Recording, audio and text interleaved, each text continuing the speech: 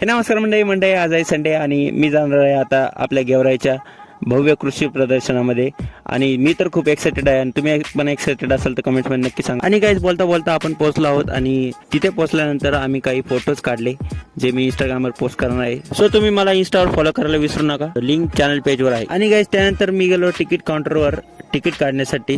So इथे आपल्या नगर सारखं फ्री मध्ये नाहीये। सो गाइस आतमध्ये गेल्यानंतर आपल्याला इथे एक फाउंटेन दिसतंय जे खूपच सुंदर दिसत आहे। आणि गाइस त्यानंतर आता आत गेल्यानंतर इथे एक छोटं ट्रॅक्टर आहे जे माझ्या कमरेइतकंच आहे। त्यानंतर गाइस मी इथे मसाल्यांच्या त्यांच्या सेक्टर मध्ये आलेलो आहे आणि इथे मध पण आहे जो आता मी टेस्ट करून पाहणार आहे।